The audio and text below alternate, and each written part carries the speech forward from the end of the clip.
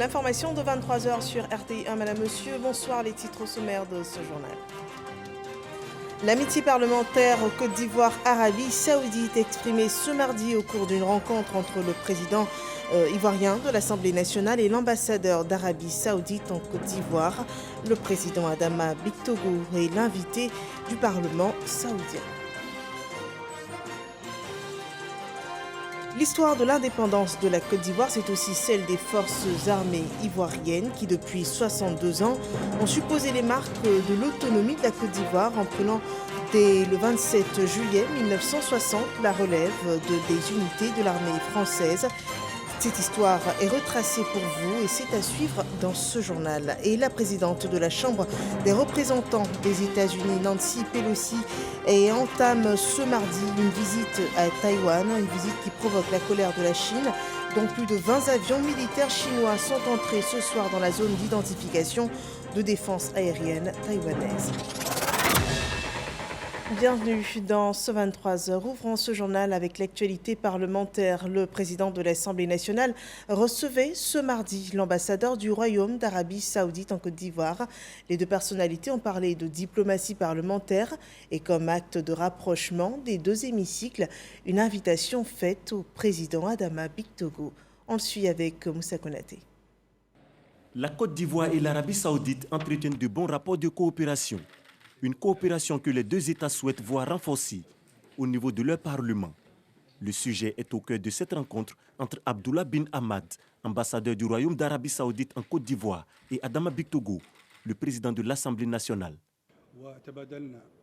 Nous avons profité de l'occasion pour échanger la liste des groupes d'amitié parlementaire entre la Côte d'Ivoire et le Royaume d'Arabie Saoudite.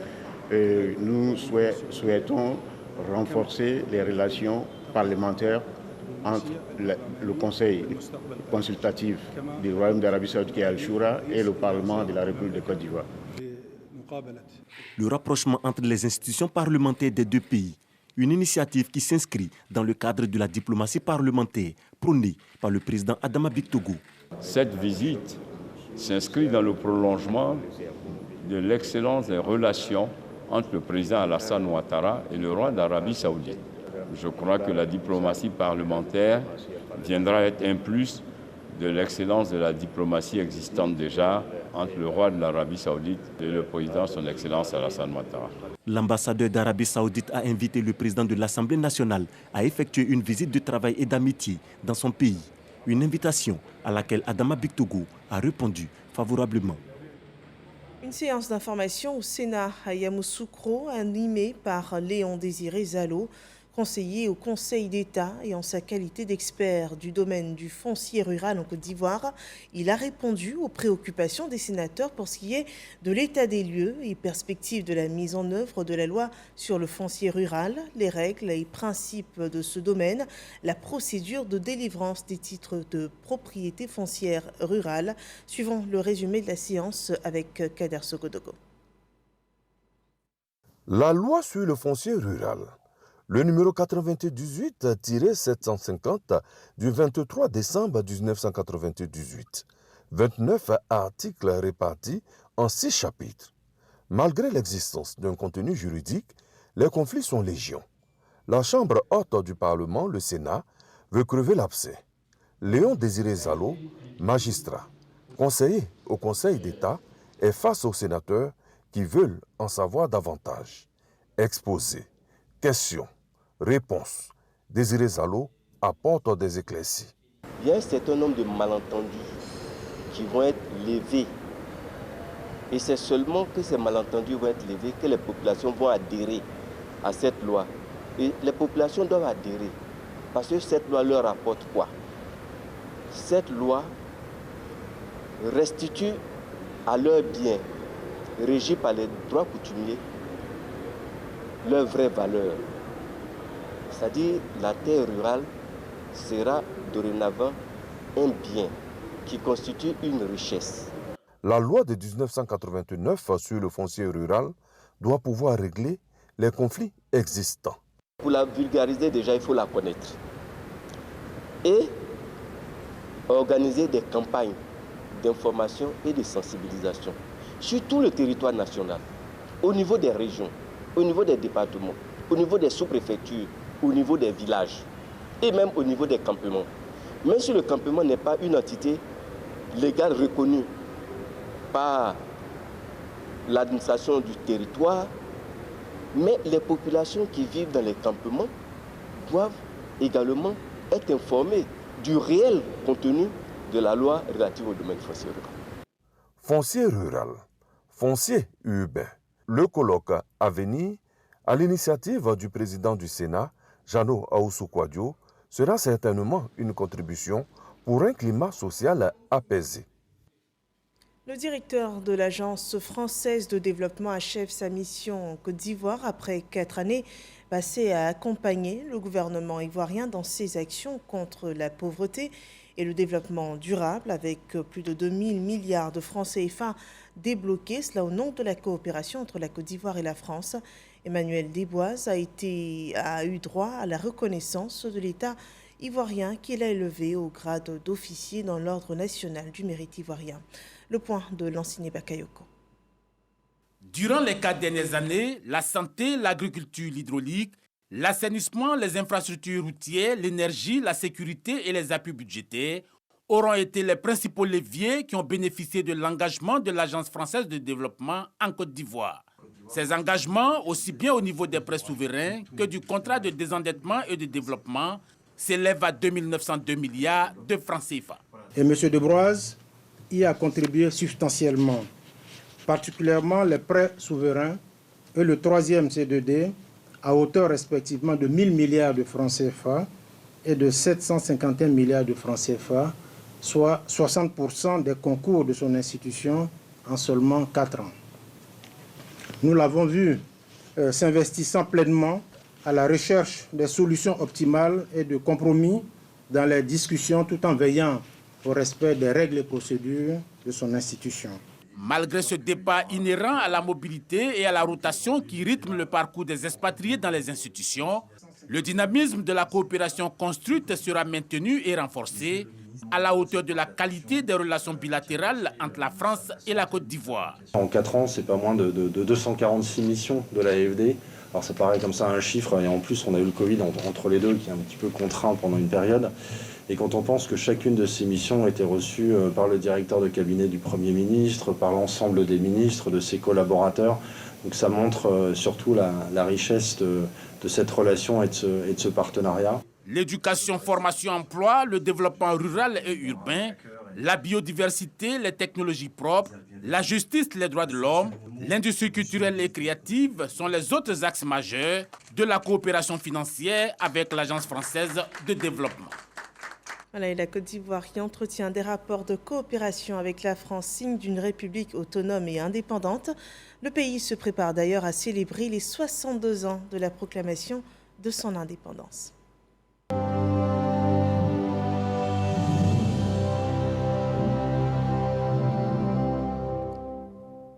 L'accession de la Côte d'Ivoire à l'indépendance a été marquée par plusieurs périodes importantes.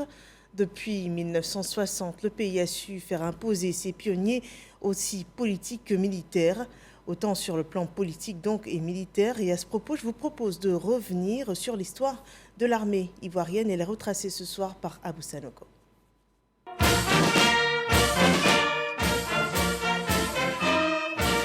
L'armée ivoirienne est née au lendemain de l'indépendance de la Côte d'Ivoire. Fruit de la vision du président Félix Houphouët-Boigny, elle a pris la forme juridique avec la loi numéro 60-209 du 27 juillet 1960. Les missions de cette jeune armée seront définies par la loi numéro 61-209 du 15 juin 1961, portant organisation de la défense et des forces armées. Les premiers serviteurs de l'armée ivoirienne sont Félix Houphouët-Boigny, président de la République, fondateur des forces armées ivoiriennes dont la vision était de bâtir une petite armée moderne, bien équipée et bien entraînée, capable de défendre la patrie. Jean Konabani, ministre de la Défense et du Service civique. Gervais Kofi, directeur du cabinet du ministre de la Défense. Robert Lamizana, attaché de cabinet.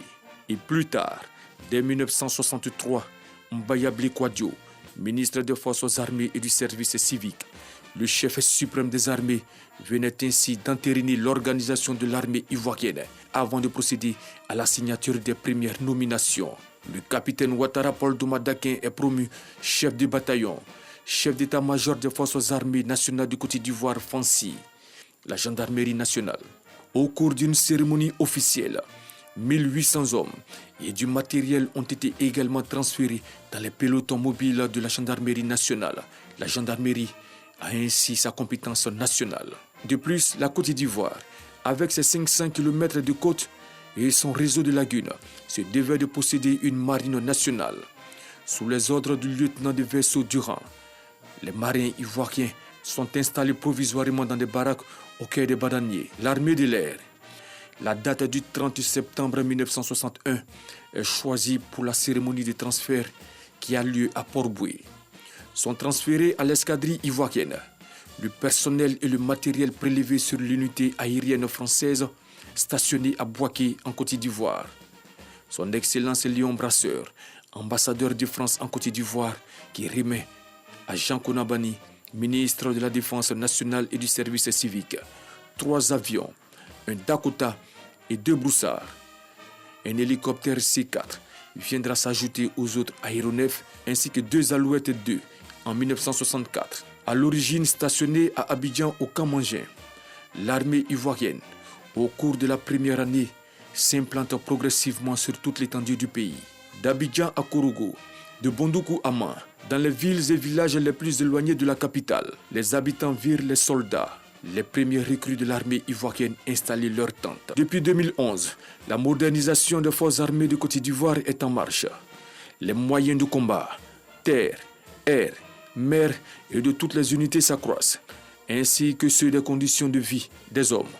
Se sont succédés à la tête de l'état-major général des armées les officiers généraux qui ont marqué leur époque, de 1960 à nos jours. Le général de corps d'armée, Ouattara Paul Touma Dakin, de 1961 à 1974. Le général de corps d'armée Ibrahima Koulibaly, de 1974 à 1979. Le général de division Bertin Zézé Barouan, de 1979 à 1987. Le général de brigade Ori Félix, de 1987 à 1990. Le général de brigade Guy Robert, de 1990 à 1995. Le vice-amiral Lassana Timité, de 1995 à 1999. Le général de brigade Soumaïla Diabakate, de 1999 à 2000. Le général de division Mathias Doué, de 2000 à 2004. Le général de corps d'armée Philippe Mangou, de 2004 à 2011. Le général de corps d'armée Soumaïla Bakayoko, de 2011 à 2017. Le général de corps d'armée Touré Sekou, de 2017 à 2018. Et le général de corps d'armée Lassina Doumbia, depuis le 31 décembre 2018. Voilà de beaux souvenirs qui font toujours la fierté des Ivoiriens. Et cette année, la capitale politique ivoirienne Yamoussoukro sera le lieu de la célébration officielle de l'indépendance. La ville est déjà rythmée par cette fête nationale et le mythique hôtel président et tout autre site d'hébergement et de restauration sont prêts à recevoir leurs invités. Éric Corret. Les 28 degrés de ce matin sont passés à 34 degrés cet après-midi à Yamoussoukro. Le temps est clément avec le soleil doux qui a pris progressivement la place de la belle pluie à laquelle nous avons eu droit. Ici à Yamoussoukro, le compte à rebours a commencé à quelques jours de la célébration des 62 ans de la Côte d'Ivoire. Les 450 000 habitants de cette coquette ville, issus de toutes les couches sociales, sont conscients des défis à relever. Et déjà, les taximens sont en œuvre. La route nous fatiguait, ils ont réaménagé tout, donc il n'y a pas de souci. Pour ravitailler tous les automobilistes de façon permanente, les gérants de stations-service rassurent. Nous, à notre niveau, on a déjà pris nos dispositions parce que, compte tenu de l'indépendance, on sait qu'il va y avoir plein de personnes qui seront à Yamoussoukro. Donc, du coup, on a déjà pris nos dispositions par rapport au ravitaillement. À ce niveau, il n'y aura pas de problème. Ce n'est pas les tenanciers des restaurants qui seront en marge de ce grand rendez-vous. Nous avons recruté de nouveaux serveurs. Jamais vous voyez que nous avons mis les drapeaux pour dire que non, nous sommes vraiment prêts ici. Les hôtels ont déjà commencé à recevoir leurs premiers clients. Haut ou moins standing, chacun devra tirer son plan. Depuis l'annonce de l'indépendance à Yamoussoukro, il faut dire que nous avons déjà pris toutes les décisions possibles. Vous savez, quand le président dit qu'il fait ça, aussitôt tout le monde se met en branle. Je parie que nous allons accueillir, même si c'est 5-10 000 personnes, nous ferons tout pour accueillir ces personnes-là. Déjà, nous avons commencé à réceptionner tous les hôtels. Et en même temps, ça ajoute les résidences qui viennent d'être créées. Et je pense qu'en tout cas, ils seront servis. Certains travaillent à faire connaître leur réceptif hôtelier. Et nous sommes rassurés que nous pourrons vraiment leur offrir ce souvenir-là, de la belle fête d'indépendance que nous allons avoir cette année. Cette célébration sera marquée par la présence de la plus grande autorité du pays. Si on le voit vis-à-vis, il vient nous saluer, on peut dire un mot. Le président de la République a invité à ses côtés ses prédécesseurs, Laurent Gbagbo et Henri Konan Bédié. C'est donc du beau monde qui rallie la capitale politique ivoirienne. C'est pour protéger toutes ces populations que les forces de défense et de sécurité font déjà la reconnaissance de la ville. Pour cette belle fête de l'indépendance et de l'unité également, l'artiste ivoirien planétaire Alpha Blondy promet un beau concert à Yamoussoukro. Le Daguerre national était sur le plateau du 20h ce soir. Il invite tous ses barangos à venir célébrer la fête de l'indépendance. On regarde. Nous sommes très heureux de participer au concerto pour l'indépendance et tous les Baramoro sont invités. Après la réunion de famille à l'Hôtel Ivoire, 15 juillet. Le 15 juillet, maintenant c'est la réunion au village. Okay? À Yamoussoukro. Et là, il ne faut pas rater. J'invite tous les Baramoro et les Baramorotes. Okay? Quelle que soit votre obédience politique, venez. Et la fête sera belle. Nous, les musiciens, on est prêts. Okay? Venez nombreux et surtout avec ta permission, Koulibaly. Oui. Okay? J'aimerais inviter mes 3 grands frères pour donner cet exemple de cohésion, pour l'union des Ivoiriens. T'imagines un peu, Koulibaly, si on voyait assis à côté le président Bédié, le président Alassane Ouattara, le président Babo, alors ça va faire mal, ça va déchirer. Donc vraiment, les grands frères, si vous me suivez, voilà, si vous venez là, ce serait un exemple de cohésion sociale, d'unité nationale, jamais fait dans ce pays. Vraiment. Et les Baramoro de tous les partis, les Baramoro du PDCI, du RHP, du RDR, j'en passe, ok? Vous seront tous là. Les Baramoro, quel que soit votre parti politique, venez, ok? Le grand Alassane Ouattara, merci, ok? Le gouverneur Mambé, merci. Mon frère Lasper, merci. Vous avez goupillé cette fête-là et il faut que ce soit un succès total et absolu. Le concerto de l'indépendance, ça promet ou encore ça va faire mal pour emprunter les termes d'Alpha Blondy qui était l'invité du 20h ce soir. La Côte d'Ivoire sert d'exemple aux autres pays africains et pour cette fête de l'indépendance, le programme du service national des jeunes intéresse la Guinée-Bissau qui est aussi l'invité de la Côte d'Ivoire à cette fête d'indépendance. Un émissaire du pays a visité le centre de Yamoussoukro qui regroupe 500 jeunes. Le reportage de Kader Sogodogo. Institut national polytechnique Félix Houphouët-Boigny, INPHB de Yamoussoukro. La phase pilote du service national des jeunes est à présent effective.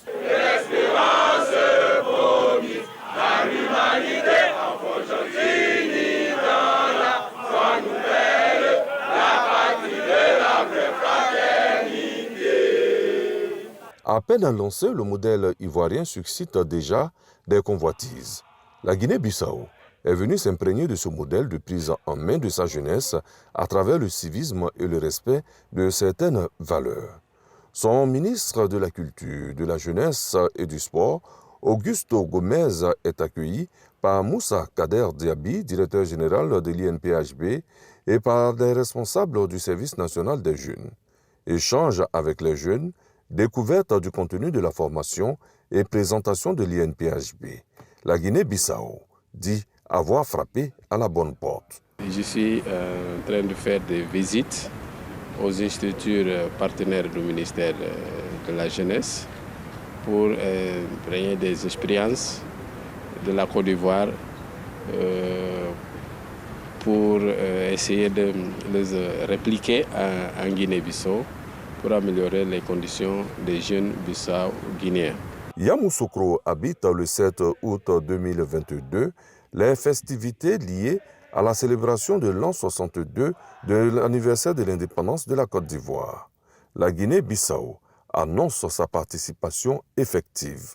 On est en préparation pour la fête du pays. Nous sommes ensemble dans ça.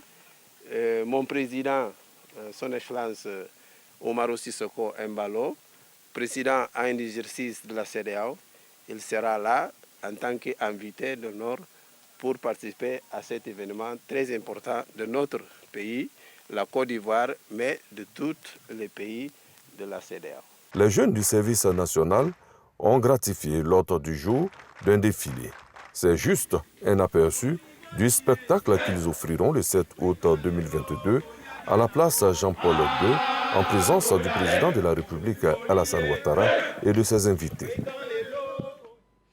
Et la Côte d'Ivoire, c'est aussi des signes de solidarité. La ministre Miss Belmondo Dogo encourage la résilience d'un bachelier amputé du bras droit à 2 mois de la composition des examens du baccalauréat.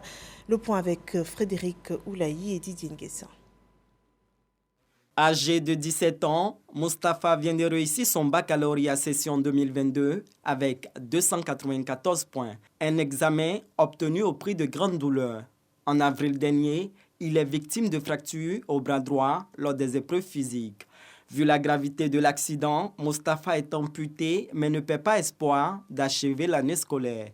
Il a reçu le soutien de son professeur de physique et de son médecin. J'étais vraiment choquée, mais Dieu aidant, Madame le ministre de la Solidarité nous a fait une grande faveur et c'est ainsi qu'on s'est retrouvés à Abidjan et la suite est prometteuse. Je suis allé rendre visite à l'Institut, l'amputation a eu lieu et donc là-bas déjà il s'est exercé à écrire et pendant la préparation je l'ai accompagné dans la rééducation de telle sorte qu'il puisse utiliser le bras gauche. Mustapha avait posté une publication sur Internet pour demander de l'aide. Il est alors repéré par les services du ministère de la Solidarité et de la lutte contre la pauvreté. 48 heures après, il est reçu par la ministre Miss Belmondo Dogo, qui lui traduit la solidarité du gouvernement. Ce qui nous a marqué, c'est sa résilience. Seul, il a appris à écrire avec la main gauche et ensuite son professeur l'encadrer pour lui permettre d'avoir une meilleure écriture. Le ministère va l'accompagner. Nous lui avons dit que nous lui donnons 4 ans pour qu'il sorte ingénieur en bâtiment. Et pour nous, il mérite une bourse d'études. Non seulement il est meilleur, parce qu'avoir 95 points sur 100 en mathématiques, il mérite tout l'accompagnement du gouvernement. Cette solidarité est aussi matérialisée par des dons en numéraire ainsi que des engagements pour des prises en charge universitaires et médicales. De quoi soulager le nouveau bachelier. Dès le début même, avec l'aide des professeurs, des amis et parents, c'est passé très vite, donc je n'ai pas tout ressenti cette douleur. Un grand remerciement à Madame le ministre de la Solidarité et aussi au niveau d'Abengoundon Drena qui a vraiment tout fait. Dès le départ jusqu'à aujourd'hui. À la demande du ministère, Mustapha va bientôt bénéficier d'une prothèse d'ici fin septembre. Voyons à présent le point Covid de cette journée.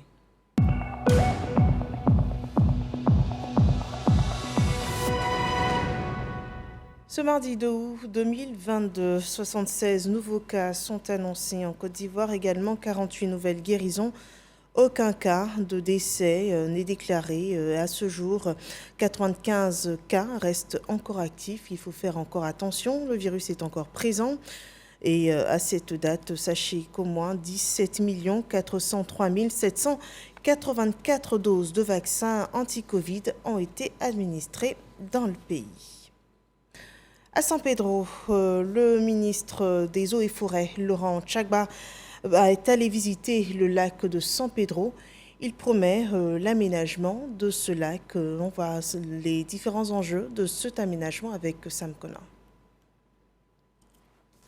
En janvier 2022, l'opération de dénombrement et d'identification des oiseaux d'eau effectuée par les services forestiers du San Pedro a estimé un effectif de 3150 oiseaux d'eau, répartis entre 14 espèces migratoires et sédentaires. Ce résultat place le lac de San Pedro au deuxième rang d'importance des sites ivoiriens d'observation dans le cadre du programme international de dénombrement et d'identification des oiseaux d'eau. Malheureusement, si rien n'est fait, le lac de San Pedro risque de disparaître du fait de l'agression qu'il subit chaque jour. Agression liée aux activités humaines. En visite du travail dans la cité balnéaire, le ministre des Eaux et Forêts, Laurent Tchagba, est allé constater l'état d'agression de ce lac. Ici à San Pedro, on assiste de façon régulière à des remblais du lac pour l'extension de la zone industrielle ou bien pour des terrains urbains. Ensuite, il y a des dépôts d'ordures. Des restaurants, des habitations qui, au lieu d'avoir des fosses septiques, déversent tout. Situé entre deux grandes zones industrielles, l'urbanisation galopante avec le phénomène du remblayage a réduit de 45% la superficie initiale du plan d'eau de ce lac. Pour le ministre Laurent Tchagba, il faut faire vite. Dans l'urgence, un plan d'aménagement sera réalisé pour sauver le lac de San Pedro. La loi dit, quand on a un cours d'eau, de part et d'autre, la servitude c'est 25 mètres. Donc il faut déjà s'appuyer sur la loi pour dire aux maires, à tout ce monde-là, que vous n'avez pas le droit de faire des lotissements jusqu'à 0 mètre de la berge. À compter de ce jour, on a constaté que vous remblayez ceci, cela, il faut arrêter. Prenons nos responsabilités et travaillons à sortir un plan d'aménagement de ce site-là. Des campagnes de sensibilisation sur la non-agression du lac vont être menées avant la phase de répression, a ajouté le ministre Laurent Tchagba. Les organisations professionnelles de commerçants sont sensibilisées sur l'application des mesures prises par le gouvernement pour juguler la vie chère en Côte d'Ivoire.